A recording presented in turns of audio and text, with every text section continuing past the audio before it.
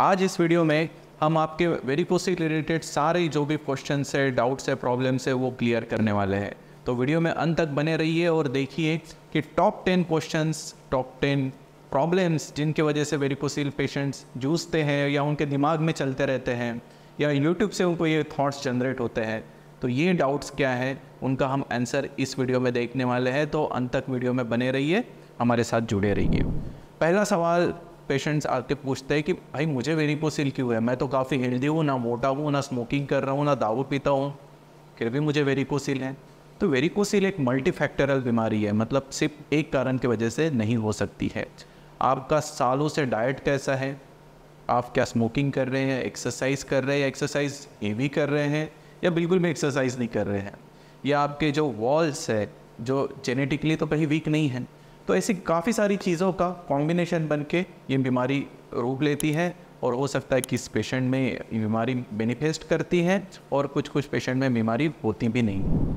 Second question कुछ patient पूछते हैं हमारे पास, क्या सर ये मैस्टरबेशन मैंने ज़्यादा कर लिया उसके वजह से तो नहीं हो गया है? तो भाई क्लियर कट इसका आंसर है, there is no scientific evidence कि आप मैस्टरबेशन कर रहे हैं उसके वजह से वेरिकोसिल डेवलप होता है।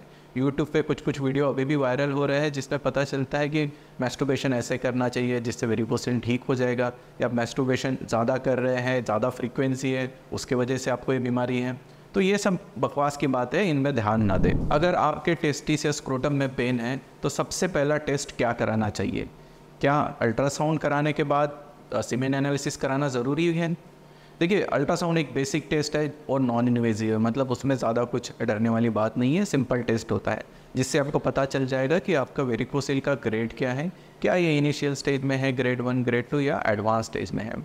सीमेन एनालिसिस हम सभी पेशेंट को रिकमेंड नहीं करते हैं। सीमेन एनालिसिस उनको ही रिकमेंड किया जाता है जिनमें ग्रेड ज़्यादा है, भले ही वो मैरिड हो या अनमैरिड हो, क्योंकि अगर अनमैरिड भी है ऑब्वियसली उनमें भी स्पर्म काउंट कम होने के चांसेस है। और अगर सीमेन एनालिसिस में हमको पता चलता है कि स्पर्म काउंट ऑलरेडी काफ़ी कम हो चुका है तो इमीडिएट ट्रीटमेंट कराना ज़रूरी पड़ता है। अगर आप बच्चे के लिए कोशिश कर रहे हैं और या इनफर्टिलिटी की परेशानी से जूझ रहे हैं तो डेफिनेटली उस समय सीमेन एनालिसिस कराना ज़रूरी है। बट अगर आपका ग्रेड कम है, जैसे ग्रेड 1 या ग्रेड 2 है, और आप बच्चे के लिए अभी ट्राई नहीं कर रहे हैं तो सीमेन एनालिसिस हम कुछ दिन होल्ड पे भी रख सकते हैं। अगर आपका ग्रेडिंग बढ़ रहा है तो डेफिनेटली सीमेन एनालिसिस करा के उसका ट्रीटमेंट जल्द से जल्द कराना ज़रूरी है। वेरिकोसिल ट्रीटमेंट में दो पद्धति होती है, एक पुरानी जो सर्जरी होती है या माइक्रो सर्जरी, और दूसरा होता है एम्बोलाइजेशन। कुछ पेशेंट आते हैं हमारे पास तो ये जानने के लिए कि क्या एम्बोलाइजेशन कराने के बाद वो प्रॉपरली सेक्स कर पाएंगे, प्रॉपरली परफॉर्म कर पाएंगे। तो देखिए, ऐसा तो कोई साइंटिफिक एविडेंस नहीं है कि आपको वेरिकोसिल वजह से इनफर्टिलिटी हो सकती है, बट इम्पोर्टेंस नहीं हो सकता है। बट हाँ, परफॉर्मेंस इशू आ सकते हैं और ये इंडिविजुअल टू इंडिविजुअल वेरी करता है। बिकॉज वेरिकोसिल की वजह से बहुत सारे लोग स्ट्रेस में रहते हैं, हाँ मैं बच्चा नहीं होगा, नहीं हो रहा है तो और ज़्यादा टेंशन रहती है। तो ये सारे साइकोलॉजिकल इश्यूज़ रहते हैं, इसके वजह से परफॉर्मेंस इशू आ सकते हैं, आपकी हेल्थ लाइफ डिस्टर्ब हो सकती है। बट डायरेक्टली अगर आप पूछेंगे क्या वेरिकोसिल इम्पोर्टेंस कॉज करता है या परफॉर्मेंस कम करता है, तो उसका डायरेक्ट रिलेशन नहीं है। हालांकि हमारे कुछ पेशेंट्स ने हमें जो बताया है, जिन्होंने ऑलरेडी एम्बोलाइजेशन करा के गए हैं, कि उन्होंने बताया कि उनको पहले मॉर्निंग इरेक्शन नहीं होता था, बट अभी एम्बोलाइजेशन के बाद मॉर्निंग इरेक्शन हो रहा है और उनकी सेक्स लाइफ या परफॉर्मेंस भी इम्प्रूव हो चुका है। शायद ये उस स्ट्रेस से रिलेट करता है रादर देन पैथोलॉजिकल कंडीशन, कि उनको भी साइकोलॉजिकली बेनिफिट मिल रहा है, स्ट्रेस कम हो गया है। हो सकता है यही कारण हो कि उनका सेक्स लाइफ इम्प्रूव हो चुका है। जैसे कि मैंने बताया, स्टैंडर्ड ट्रीटमेंट होती है सर्जरी या एम्बोलाइजेशन, बट यूट्यूब पे काफ़ी सारे वीडियोज़ हैं जिनमें सर्जन लोग बताते हैं कि एम्बोलाइजेशन में कॉन्ट्रास्ट डाला जाता है, डाई डाला जाता है, जिससे किडनी ख़राब होती है। भाई ये स्टैंडर्ड ट्रीटमेंट है। स्टैंडर्ड ट्रीटमेंट मतलब काफ़ी सालों से इस्टेब्लिश ट्रीटमेंट है, और जो भी प्रक्रिया कैथ लैब प्रोसीजर में की जाती है या सिटी स्कैन जिसमें भी लगता है उसमें डाई यूज़ होता है, उससे किडनी ख़राब नहीं होती है। टेस्ट कराने के पहले एक किडनी का फंक्शन टेस्ट किया जाता है, जो सारे पेशेंट में किया जाता है। जो भी पेशेंट हम कैथ लैब में स्टडी करते हैं, सिर्फ एम्बोलाइजेशन पेशेंट के लिए बात नहीं कर रहा हूँ मैं, तो जिनमें भी डाई यूज़ होता है उनका हम किडनी फंक्शन टेस्ट पहले कराते हैं, जिसमें पता चलता है कि क्रिएटिनिन लेवल कितना है। अगर किडनी ऑलरेडी डैमेज्ड है तो क्रिएटिनिन लेवल ज़्यादा रहेगा। हाँ, उनमें हम क्रिएटिनिन ये डाई यूज़ नहीं करते या अवॉइड करते हैं, बट जिनमें किडनी फंक्शन नॉर्मल है उनमें ये डाई से कोई खतरा नहीं होता है। दूसरी चीज़, ये यूट्यूब के माध्यम से ही काफ़ी पेशेंट्स देख के आते हैं और हमें बताते हैं कि हमको बताया गया है कि जो कॉइल यूज़ होता है वो कॉइल कहीं उड़ सकता है, कहीं हार्ट में जा सकता है, लंग में जा सकता है, उससे डेथ भी हो सकती है। तो इसी सिलसिले में मैंने यूट्यूब पे और गूगल पे काफ़ी सर्च किया कि कहीं इसका ऑथेंटिक डॉक्यूमेंट है क्या, कहीं एक केस रिपोर्ट भी है जिसमें कॉइल माइग्रेट हो गया और हार्ट या लंग में चला गया। प्रैक्टिकली हमने जितने भी केसेस किए उसमें एक भी केस में ऐसा नहीं हुआ है। मैंने मेरे दोस्तों से भी पूछा जो ये ऑपरेशन करते हैं, जो ज़्यादा नंबर में करते हैं, उनके एक्सपीरियंस में भी ऐसा कोई भी केस नहीं है जिसमें कॉइल माइग्रेट होता है, क्योंकि ये पूरा जो की प्रक्रिया है डायरेक्ट कैथ लैब मशीन में देखा जाता है और कांस्टेंट मॉनिटरिंग में पूरे टाइम देख के ये किया जाता है, जिसमें कॉइल माइग्रेशन होने के चांसेस ना के बराबर है। दूसरी एक अफवाह है कि अगर आपके टेस्टिस का ब्लड सप्लाई ही बंद कर देंगे तो टेस्टिस में तो नेक्रोसिस हो जाएगा, वो सड़ जाएगा। प्रैक्टिकली ये चीज़ बता दूं मैं आपको कि जो टेस्टिस के वेन में हम बंद करते हैं तो उससे ब्लड सप्लाई बंद नहीं होता है, बल्कि ये जो वेन्स है जो ब्लड वापस लेके जा रही है हार्ट की तरफ, उसमें वॉल्स काम नहीं कर रहे, इसके वजह से ब्लड जम रहा है। तो ये वेन्स को हम डायरेक्टली कैथ लैब में देख के, पूरे गाइडेंस पे देख के सिलेक्टिवली जाके उनको बंद करते हैं, ताकि जो ब्लड फ्लो वापस जा रहा है इन वेन्स के थ्रू न जाते हुए दूसरे जो नॉर्मल वेन्स के थ्रू जाके रीरूट हो जाए। तो इसमें कभी भी ये खतरा नहीं रहता है कि टेस्टिस सड़ जाए या ब्लड सप्लाई ख़त्म हो जाए।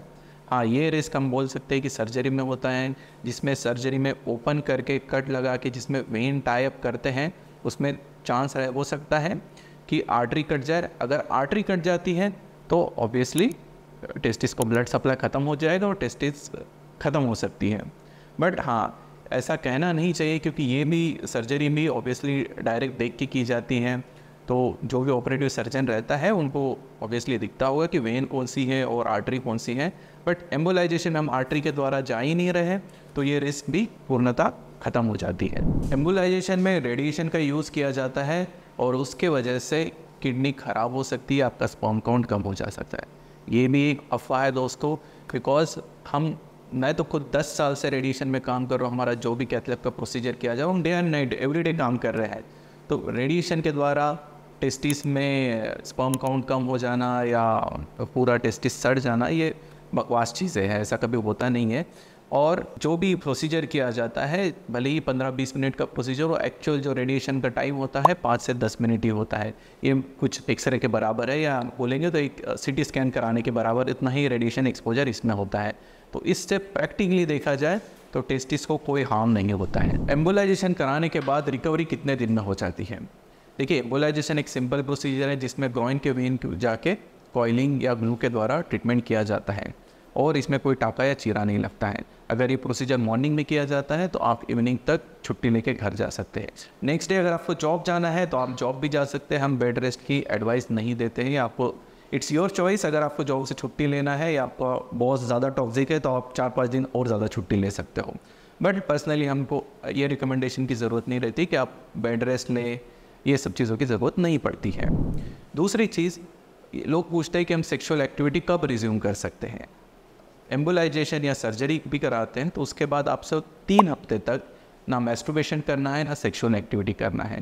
इसका एक मुख्य कारण है कि जब स्पर्म इजैकुलेट होते हैं तो उस टाइम एब्डोमिनल प्रेशर बढ़ता है और इसके वजह से जो वेरिकोसील का ऑपरेशन हो चुका है उसमें प्रेशर आ सकता है।